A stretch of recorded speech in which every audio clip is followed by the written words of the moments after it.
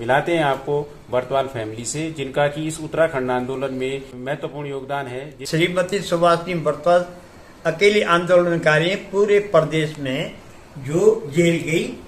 वहाँ पर हमारे 6 साथी लोग पुलिस की गोलियों की बर्बरता के शिकार होकर, तो इनका पूरा परिवार उत्तराखंड आंदोलन में आप देख सकते हैं कि मैम भी है और उनके छोटे छोटे बच्चे भी हैं। हमारा उत्तराखंड जो बना है वो एक बहुत संघर्षों के बाद बना है। 302 का मुकदमा 10 वर्षों तक। पीएससी ने अचानक गोली फायरिंग कर दी। उत्तराखंड के लिए उन्होंने अपना समय दिया है, संघर्ष किया उन्होंने उत्तराखंड के लिए।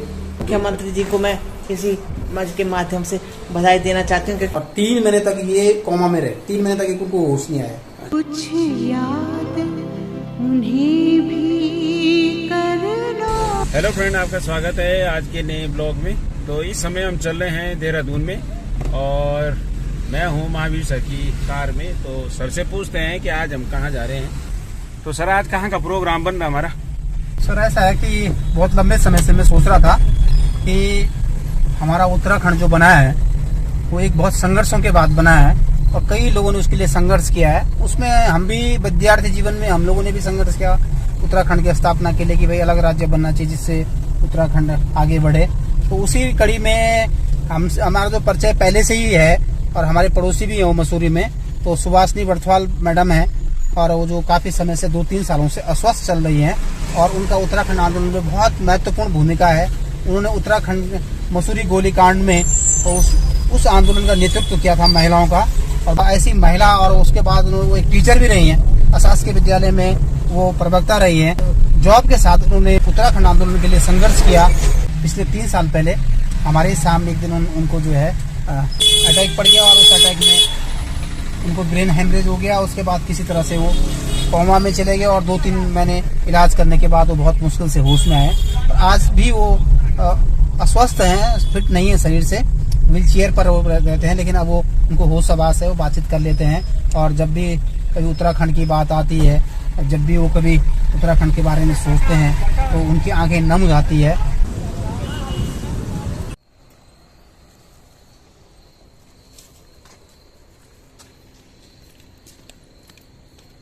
तो इस समय हमें उत्तराखंड आंदोलनकारी श्रीमती सुभाषिनी बर्तवाल जी के घर में और उन्होंने उत्तराखंड आंदोलन में अपनी प्रमुख भूमिका निभाई है। तो आप जानते हैं 2 सितंबर को मसूरी कांड हुआ था और उसमें मैडम की भूमिका रही उस आंदोलन में। तो आपसे परिचय कराते हैं मैडम का और साथ ही यहाँ पे बर्तवाल जी बैठे हैं, उनसे भी आपका परिचय कराएंगे। और इसके अलावा नोटियाल जी हैं, नोटियाल जी भी कुछ अपनी यादें उनके साथ साझा करेंगे। तो मिलाते हैं आपको बर्तवाल फैमिली से, जिनका कि इस उत्तराखंड आंदोलन में महत्वपूर्ण योगदान है, जिनके योगदान से ही आज हम उत्तराखंड राज्य को प्राप्त कर सके। तो यहाँ पे हैं उत्तराखंड आंदोलनकारी श्रीमती सुभाषिनी बर्तवाल जी, जिन्होंने मसूरी जो गोलीकांड हुआ था, तत्कालीन परिस्थिति जो खटीमा कांड हुआ था उसके विरोध में मसूरी में एक आंदोलन चल रहा था। तो उस आंदोलन का मैडम ने नेतृत्व किया। जो तत्कालीन सरकार रहेगी उनके द्वारा उनको जेल में भी डाला गया। तो काफी लंबा संघर्ष किया है आपने उत्तराखंड आंदोलन के लिए। और साथ में हमारे साथ यहाँ पे बर्तवाल जी, उनके पति, और इसके अलावा नोटियाल जी।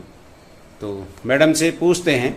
तो मैडम जी, आपको कुछ उस समय की परिस्थितियाँ याद हैं कि कैसे कैसे आंदोलन हुआ था, कैसे आप लोगों ने नेतृत्व किया था, कुछ है आपको?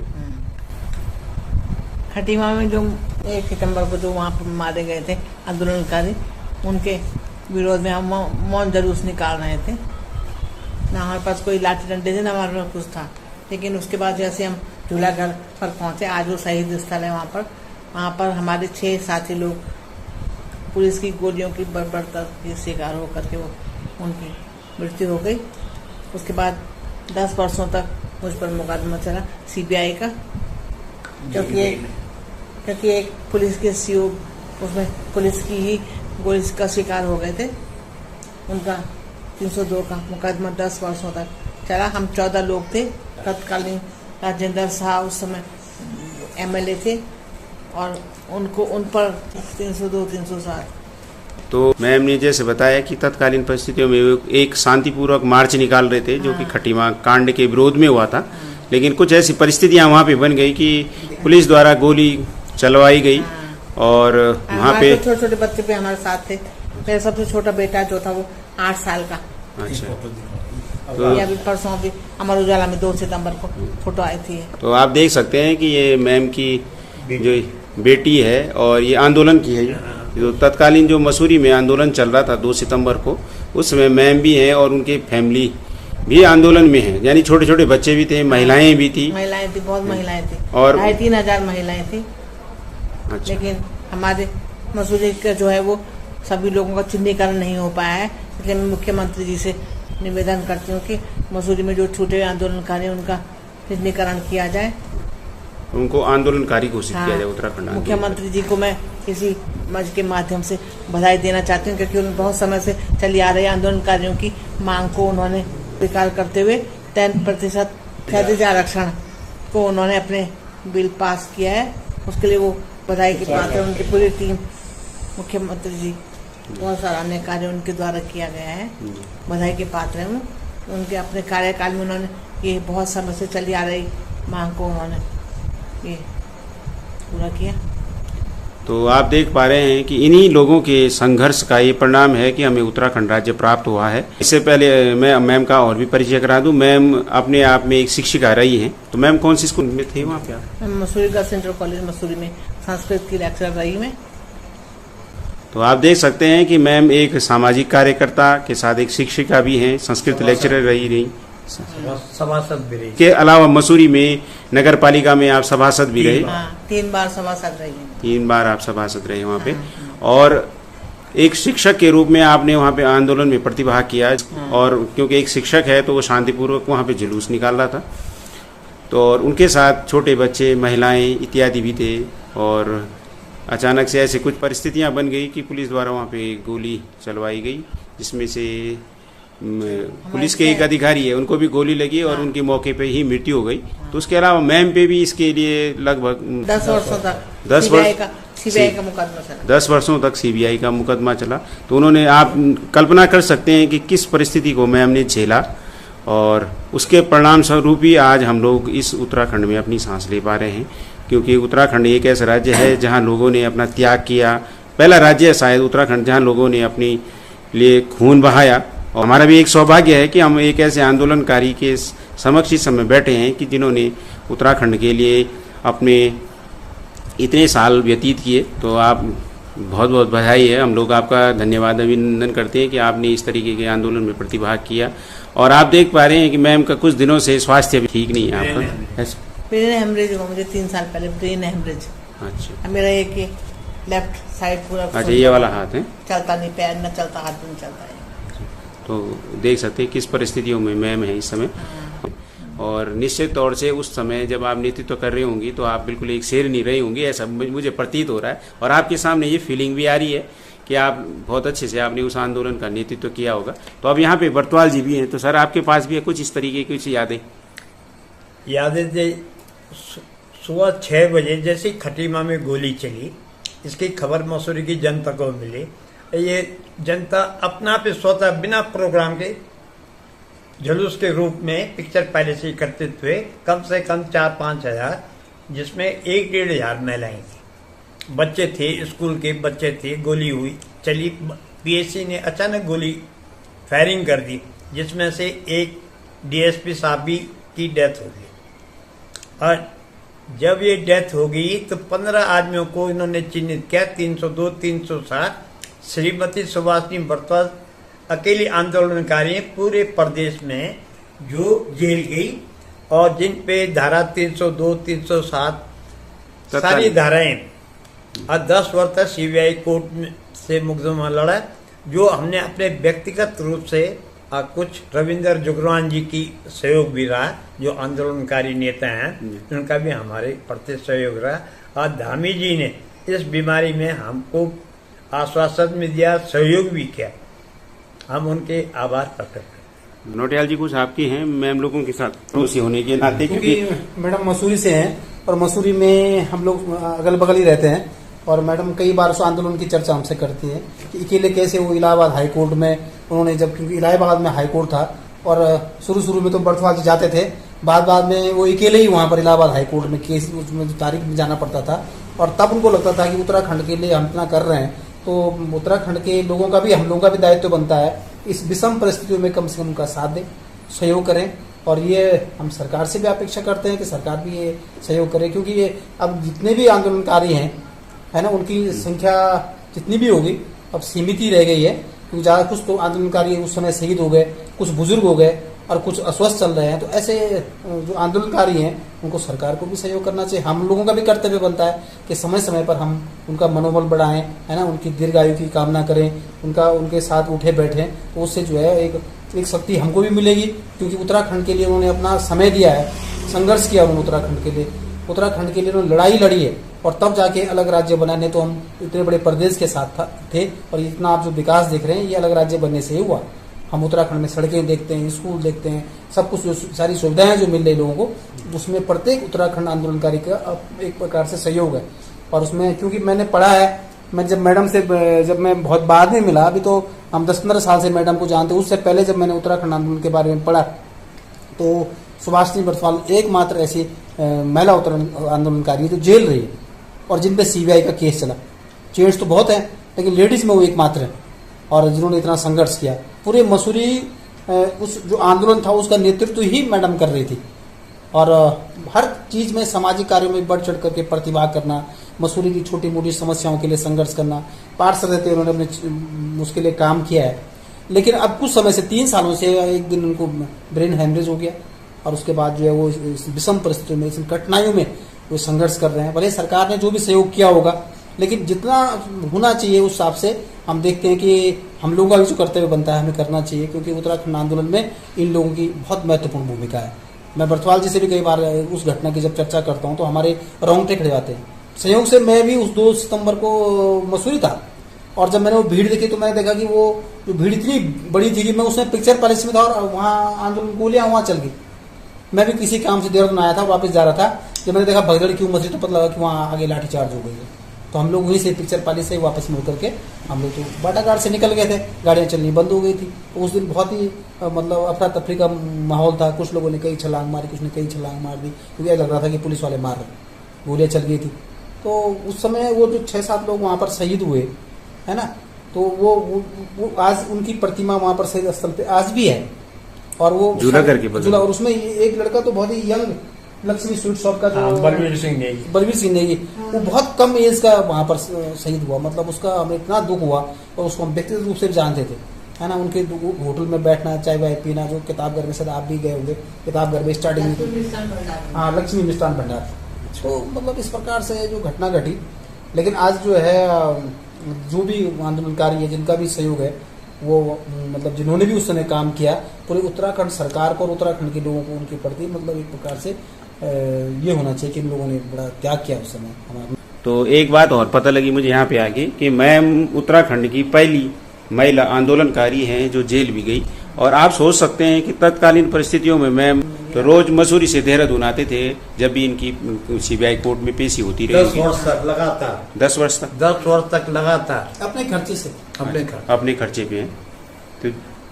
तो इस तरीके की मानसिक प्रताड़ना एक प्रकार से हम कह सकते हैं, ये भी एक प्रकार की मानसिक प्रताड़ना है कि 10 साल तक कोई केस व्यक्ति झेलता है तो उसकी मानसिक स्थिति क्या रही होगी।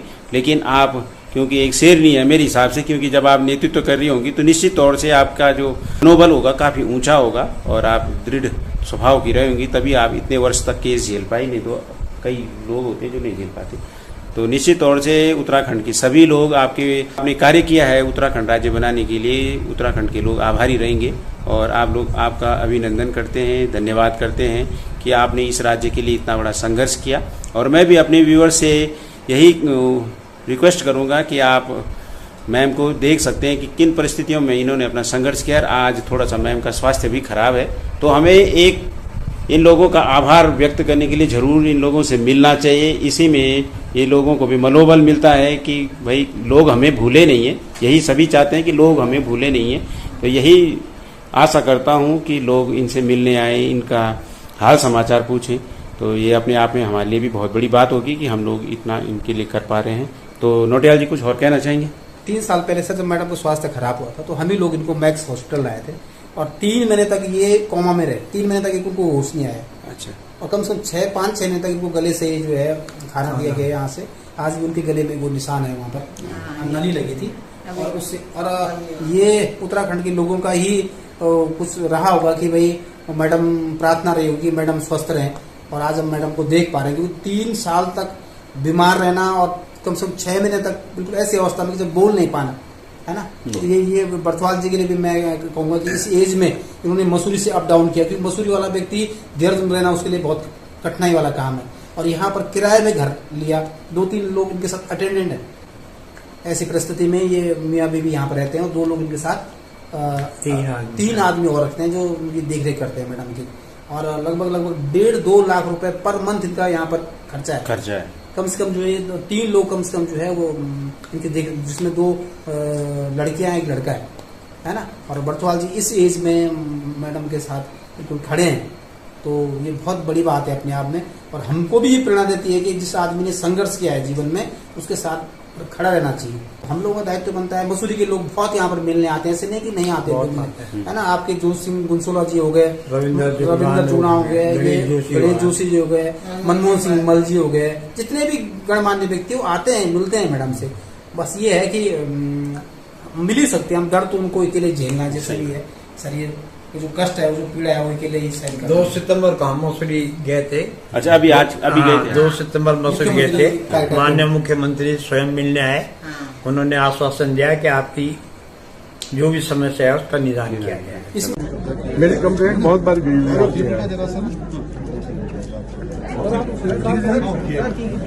आप चिंता मत करो, ठीक हो जाएगा। लगभग मुझे लगता है सर जो इनका खर्चा आ रहा है ना लगभग हर महीने, तो उसकी हम मतलब कैसे ये लोग कर पा रहे हैं, क्योंकि कम से कम 50-60 लाख रुपए तो स्टार्टिंग में ही लग गए थे इन लोगों के, और फिर यहाँ का रहना खाना, क्योंकि मसूरी वो जा नहीं सकते अब, वहाँ पर इनका जब घर है वहाँ पर बहुत सही है, कभी अचानक स्वास्थ्य खराब हो गया तो एकदम डॉक्टर को नहीं दिखा सकते हैं। तो एक लंबा ऑपरेशन मैडम का हुआ, पूरा ब्रेन का ऑपरेशन हुआ, और उस ऑपरेशन के बाद बहुत मुश्किल से, तो ये इनका मतलब ये संघर्ष और करने का जो जज्बा है, बीमारी के साथ भी उन्होंने संघर्ष किया। निश्चित तौर से नौटियाल जी ने ये बात बहुत अच्छी बोली है कि मैं अपने जीवन में संघर्ष किया है, और इस समय भी उन्होंने संघर्ष किया है कि लगभग 3 महीने तक आप कोमा में रहे, और उसके बाद भी आप उस लड़ाई से बाहर आई हैं। आप स्वस्थ होंगे ऐसे हम कामना करते हैं, और आप दीर्घायु हों, और उत्तराखंड की जितनी भी जनता है वो आपके स्वास्थ्य के लिए भगवान से प्रार्थना करेगी। तो यहाँ पे बरतवाल जी कुछ पुरानी यादें उत्तराखंड आंदोलन की शेयर कर रहे हैं। अमर उजाला में जो परसों जो हमेशा शहीद स्थल देहरादून मसूरी में फोटो लगी हुई, ये दोनों बच्चे मेरे। अच्छा, वो भी आंदोलन में? तो इनका पूरा परिवार उत्तराखंड आंदोलन में, आप देख सकते हैं कि मैम भी है, उनके छोटे छोटे बच्चे भी हैं, तो इस आंदोलन में शामिल हुए हैं बच्चों सहित। जहाँ हम घबराते हैं खुद ही बाहर जाने में, किसी भी आंदोलन में शामिल होने से घबराते हैं, तो मैम अपने आप तो है ही है, बच्चों को भी शामिल किया हुआ है, देख सकते हैं आप।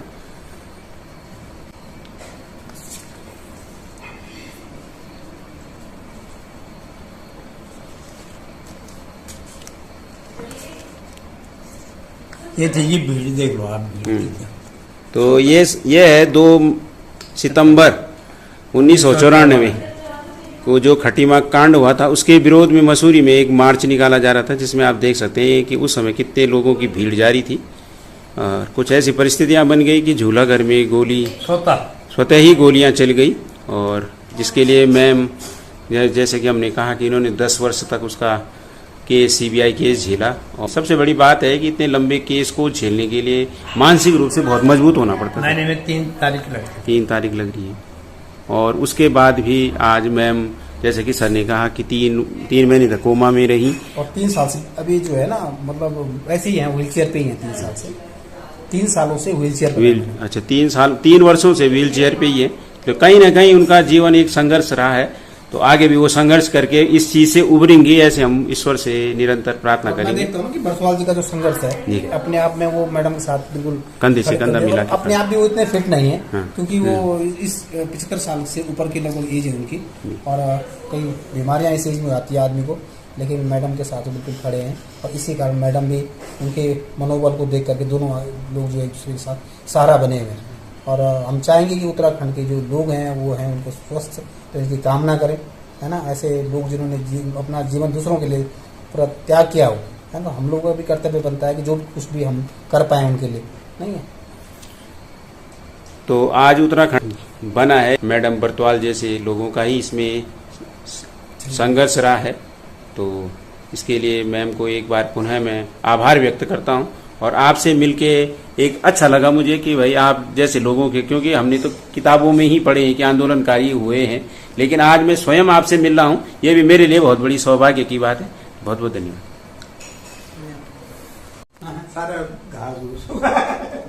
तो अब लेते हैं मैम लोगों से विदा। ठीक है मैम। देवभूमि की